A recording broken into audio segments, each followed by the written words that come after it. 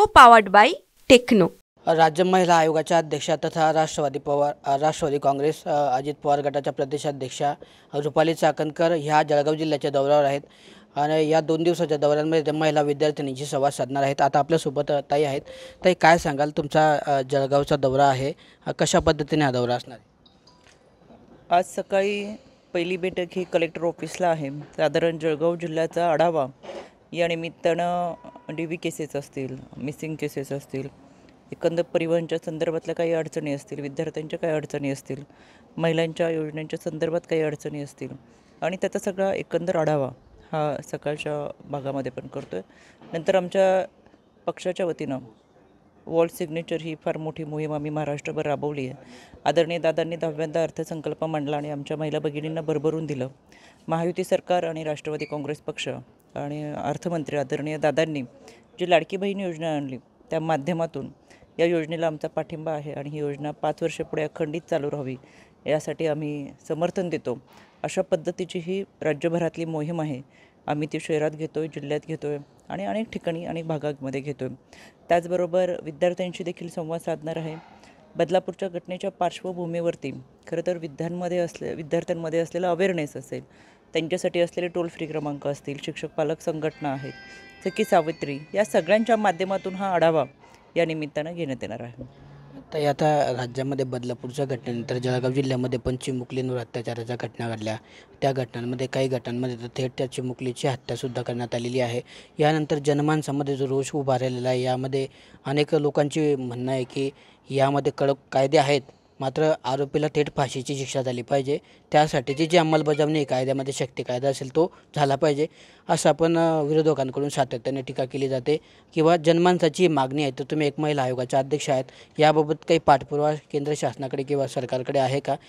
तसा काही कायदा होणार आहे का? राज्य महिला आयोगाचं पदभार स्वीकारल्यानंतर माझी पहिली शिफारस शासनाला ही शक्ती विधेयक मंजूर व्हावं यासाठीच होतं आणि ते विधानसभेमध्ये शक्ती विधेयक मंजूर करून ते राष्ट्रपतींकडे पाठवण्यात आलं।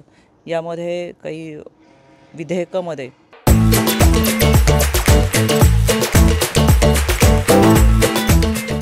त्रुटी न राहता ते पारित व्हावं यासाठी आम्ही सर्वजणच प्रयत्न करतोय आणि साहजिकच जनमानसामध्ये कोणत्याही अशा अन्याय अत्याचाराच्या घटना घडल्या तर आरोपीला शिक्षा झाली पाहिजे आणि ती कठोर शिक्षा झाली पाहिजे, ही जनमानसातली एक भूमिका असते आणि ती योग्य आहे।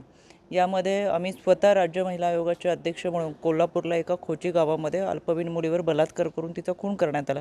यामध्ये आम्ही पाठपुरावा केला, आरोपीला फाशीची शिक्षा झाली होती। मावळचं कोथरणे प्रकरण असेल, यामध्येही आरोपीला फाशीची शिक्षा झाली। म्हणजे या सगळ्या घटनांमध्ये वेल्ह्यातल्या एका कातकरी समाजाची घटना होती, तर पाठपुरावा करून त्यांना फाशीची शिक्षापर्यंत ही पोलीस यंत्रणा प्रशासन घेऊन जातं। शेवटी परत त्यांना एकदा दयेचा अर्ज देण्याचे एक मुभा मिळालेली आहे, त्याच्यामुळे तिहेरी जन्मठेप दुहेरी जन्मठेप सुनावल्या गेल्या। म्हणजे कायद्याच्या प्रोसेसमधून आम्ही त्यांना फाशीच्या शिक्षेपर्यंत घेऊन गेलेलो आहोत। शेवटी संविधान आहे, आपल्याकडे घटना आहे, या सगळ्या माध्यमातून आपण हे सगळं करत असतो। पण कायद्याच्या चौकटीतून आरोपीला शिक्षा आणि पीडितेला न्याय मिळावं ही भूमिका आहे, त्यासाठी आम्ही पाठपुरावा करतो।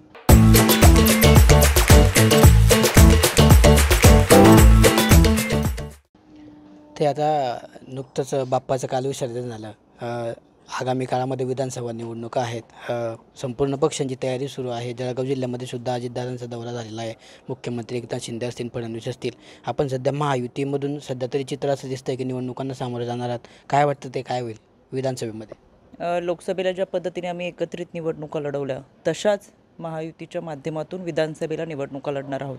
महायुती भक्कम आहे, विरोधकांना त्याची भीती वाटते आणि 10व्यांदा अर्थसंकल्प मांडताना अजितदादांनी महिलांसाठी आणलेला लाडकी बहीण असेल, त्या अगोदरच्या आमच्या महिला व बालविकास मंत्री आदित्यताईंच्या माध्यमातून राबवलेली लेक लाडकी योजना असेल, पिंक रिक्षा, अन्नपूर्णा, लखपती दिदी, आणि यामुळे महिलांना थेट लाभ मिळालेला आहे। महाराष्ट्रामध्ये 1,60,00,000 महिलांपर्यंत प्रथमच सरकारपासून थेट लाभ खात्यामध्ये जमा होताना पहिल्यांदाच ह्या योजना आलेल्या आहेत। त्याच्यामुळे महिला भगिनींनी अतिशय खुश आहेत, त्यांनी चांगल्या पद्धतीचा प्रतिसाद दिला आहे आणि एकंदरच यामुळे विरोधक डिस्टर्ब झालेत, त्यांच्या पायाखालची वाळू सरकली आहे, त्यांच्या पोटात दुखतं आहे आणि म्हणून अशा काहीतरी नॅरेटिव्ह सेट करण्याचा प्रयत्न त्यांच्या माध्यमातून होतो। त्यांनी महायुतीची काळजी करू नये, त्यांनी महाविकास आघाडीची काळजी करावी। तर लाडकी बहीण योजनेवरूनच तुमच्यामध्ये श्रेय घेतलं जातं असं चर्चा विरोधकांकडून केली जाते. जसं अजितदादा पवारांनी माझी लाडकी बहीण म्हटलं, मुख्यमंत्री एकनाथ शिंदे म्हणतात मुख्यमंत्री लाडकी बहीण योजना. त्यांच्या आमदारांचं म्हणणं आहे की ही योजना जी शासकीय नाव तिचं मुख्यमंत्री लाडकी बहीण आहे. अशा श्रेयवादावरून पण विरोधक टीका करतायत. तर दुसरीकडे लाडकी बहीणऐवजी सुरक्षित योजना आणली पाहिजे असं शरद पवारांनी म्हटलं होतं. आता मला असं वाटतं की महाराष्ट्रात जितके कठोर कायदे आहेत ते देशात कुठेच नाही. इतक्या चांगल्या पद्धतीचे कायदे महाराष्ट्रामध्ये आहेत. मी गेली 3 वर्ष झालं आयोगाच्या माध्यमातून काम करते. म्हणजे त्यांच्या काळामध्ये अनिल देशमुख गृहमंत्री असतानासुद्धा मी आयोगाचे अध्यक्ष होते. त्यावेळेच्या सर्वाधिक मिसिंग केसेस, ह्युमन ट्रॅफिकिंगच्या केसेस ही फाईल स्वतः मी गृहमंत्री म्हणून त्यांच्याकडे दिली. त्यावेळेस त्याच्यावर त्यांनी काही केलं नव्हतं. त्यावेळची आकडेवारी ही कदाचित आत्ताच्या आकडेवारीपेक्षा जास्त होती.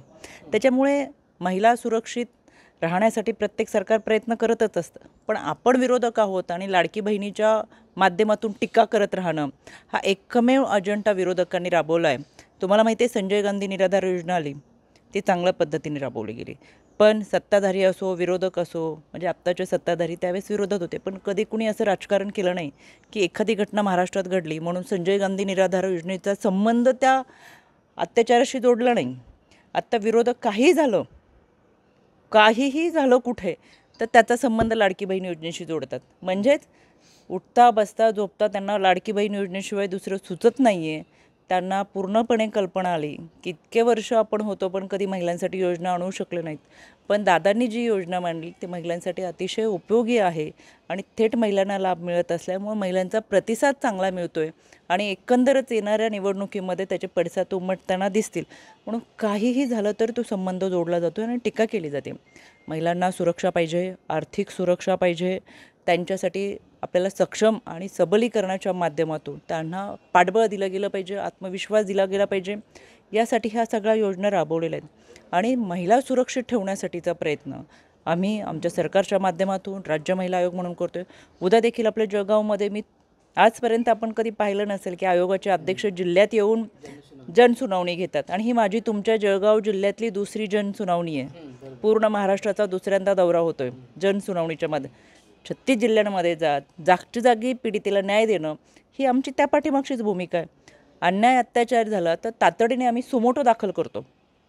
आम्ही पीडिता पुढे येईल आणि मग ती तक्रार दाखल करायची वाट बघत नाही. आम्ही स्वतः सुमोटो दाखल करतो. आम्ही स्वतः अर्जदार होतो. आम्ही तपास प्रक्रिया राबवतो. आम्ही काउन्सिलिंग सेंटरच्या माध्यमातून काउन्सिलर पाठवतो. चार्जशीट दाखल करेपर्यंत आम्ही पाठपुरावा करतो. सरकारी वकील देऊन आम्ही त्यांच्या माध्यमातून शेवटपर्यंत न्याय देण्याची भूमिका घेतो. इतकं सगळं या माध्यमातून होत असतं. घटना घडूच नाही यासाठी आमचा प्रयत्न असतो. पण दुर्दैवाने या माणसांच्या कळपामध्ये हिंस्र श्वापदं वावरतात आहेत. विकृत मनोवृत्ती कुठेतरी आहे की काही ठिकाणी जन्मदाता बाप मुलीवर बलात्कार करतो. उंबऱ्याच्या बाहेर 4 भिंतीच्या बाहेर कायदा सुरू होतो. पण जिथं 4 भिंतीच्या आत बाप मुलीवर बलात्कार करत असेल त्याला फाशीची शिक्षा झालीच पाहिजे त्या विकृतीला. पण अशा पद्धतीने माणसंसुद्धा वागतात. माणुसकी विसरलेत, नात्यांची वीण विसरलेत. आम्ही आमच्या पद्धतीने पूर्णपणे प्रयत्न करतो आहे की घटना घडूच नाही आणि त्याच्यासाठी आज काउन्सिलिंग म्हणून विद्यार्थ्यांशी मी संवाद साधायला आले. आजही आहे, उद्याही आहे आणि केवळ जळगावमध्ये नाही, संपूर्ण महाराष्ट्रामध्ये आम्ही सायबर सुरक्षेचे कार्यक्रम राबवलेत. शिक्षक पालक संघटनेच्या माध्यमातून संवादाचे कार्यक्रम राबवलेत. तक्रार पेटी आहेत का, बीट मार्शल, दामिनी पथक काम करतात का, भरोसा सेल काम करते का, हे सगळं आम्ही पाहतोय. त्याच्यामुळे कदाचित विरोधकांकडे कोणत्याही योजना नाही, कोणत्याही संकल्पना नाहीत की जे नागरिकांपर्यंत घेऊन जावं आणि आपली भूमिका मांडावी. केवळ आणि केवळ लाडकी बहिणीवर टीका करणं हा आता त्यांच्याकडे एक कलमी कार्यक्रम उरला आहे का, तर त्यांनी त्याची धास्ती घेतलेली आहे. एक शेवटचा प्रश्न आहे. एकनाथ खडसे ज्येष्ठ नेते जळगाव जिल्ह्यातले पूर्ण राज्याचे, त्यांचा प्रवेश तात्काळात राहिलेला आहे. दुसरीकडे आता देवेंद्र फडणवीसांनी परवाच्या दिवशी प्रतिक्रिया देत असं म्हटलं होतं की त्यांच्या भाजपमध्ये प्रवेशाबद्दलचा निर्णय हा गणेशोत्सवानंतर होईल. म्हणजे 1-2 दिवसामध्ये तो निर्णय होण्याची शक्यता आहे. मात्र सध्या तरी खडसे राष्ट्रवादी शरद पवार गटात असल्याचं सांगत आहेत. तर आता त्यांच्या मुलीसाठी ते राष्ट्रवादी शरद पवार गटात जातील असं बोललं जात आहे. तर तुम्ही रोहिणी खडसेंना आवाहन कराल का की तुम्ही पण महायुतीमध्ये यावं? त्यांच्या वडील भाजपमध्ये जाणार आहात तर तुम्ही पण भाजपमध्ये महायुतीमध्ये यावं असं तुम्ही त्यांना आवाहन कराल का? कुणी किती पक्ष फिरावे स्वार्थासाठी तो त्यांचा विषय आहे. आम्हाला आव्हान करायची गरज नाही आहे आणि तुमच्या माध्यमातूनच आम्हाला कळेल. आम्ही त्या भाजप प्रवेशाच्या बातम्या खूप दिवसापासून ऐकतो आहे. सोयीचं राजकारण करणं ही खडसे कुटुंबियांची भूमिका दिसते. त्याच्यामुळं आम्ही TV9कडे पाहू काय बातम्या ते आम्हाला 2 दिवसात येतात. आता गणेश विसर्जन झालेलं आहे, बघू खरंच प्रवेश होतोय का, सुनाचं राजकारण झालं तर लेकीच्या राजकारणासाठी काय भूमिका घेतात हे महाराष्ट्र पाहिलं. महायुतीचे उमेदवार त्या ठिकाणी आहेत म्हणून रोहिणी खडसे सोयीस्करपणे शरद पवार गटात राहून उमेदवारी करणारच वाटतं का तुम्हाला? नाही, त्या काय करतील मी त्याच्यावर काय बोलू शकत नाही, ती त्यांची भूमिका आहे. पण महाराष्ट्र पाहतोय सीडी आहे करून ते तुतारी बरोबर आले, आम्ही त्यावेळेस बरोबरच होतो आणि योग्य वेळ आल्यावर दाखवू आमच्याकडे हे ते. आता नाही म्हणतात आहेत, म्हणजे सोयीचं राजकारण ते त्यांच्या पद्धतीने करत आले. तर ह्या होत्या आपल्यासोबत रुपाली चाकणकर, किशोर पाटील, TV9 मराठी, जळगाव. को पावर्ड बाय टेक्नो.